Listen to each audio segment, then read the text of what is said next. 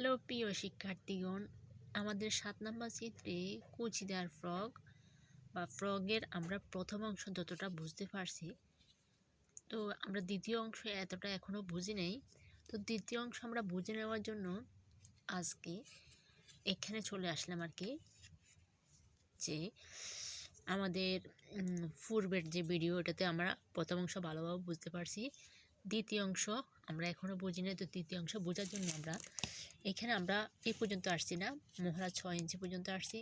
দেখো আমরা কোমর নিয়ে কত 7 নিলাম, কোমর আমার 7 দুগুণে 14, আমার সেলাই থাকবে কোমরে আমার সেলাই থাকবে কত 12, অবশিষ্ট বাকি থাকে কত 2 ইঞ্চি। হ্যাঁ, তো আমরা কোমরের যে কাপড়টা আছে বা কোমরের যে যতটুকু মাপ আছে, এখানে আমরা এর দ্বিগুণ হবে কাপড়, এখানে আমার দ্বিতীয় অংশে কত হবে দ্বিগুণ হবে।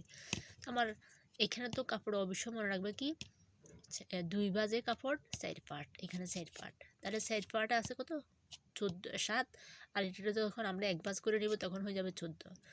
তো সেম আমরা এই আমাদের কুচির লাইন দ্বিতীয় পার্টটা হবে কত 2 ভাজ 4 পার্ট, 2 ভাজ 4 পার্ট, আর এই 4 পার্ট এই কুচির লাইনটা হবে আর মানে নিচের দিকে হবে কত 18 ইঞ্চি লম্বা, আর চড়া হবে 14। এই যে 7-এর দ্বিগুণ, এখানে কত 7-এর দ্বিগুণ হবে 14, এখানে 7-এর দ্বিগুণ। এই যে আমি লিখে দিছি কুচির লাইন কোমর লাইনের দ্বিগুণ, তাহলে কত হবে কোমর লাইনের দ্বিগুণ 14 ইঞ্চি হবে।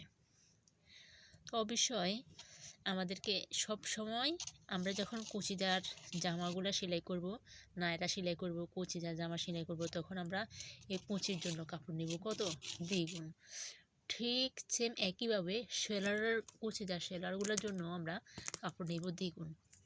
তো তোমরা আজকে এ পর্যন্ত কারো কোথায় যদি কোনো অসুবিধা হয় বা কোথায় যদি বুঝতে অসুবিধা হয়, আমাকে অবশ্যই তোমরা কমেন্ট করে জানাবে, আমি তোমাদের কমেন্টে রিপ্লাই দেওয়ার চেষ্টা করব অবশ্যই। তো এ পর্যন্ত ভালো থাকো, আল্লাহ হাফেজ। আর ভালোভাবে খাতায় নোট করে রাখো, দেখা হবে আগামী আরেকটা ভিডিওতে। সবাই ভালো থাকো, আল্লাহ হাফেজ।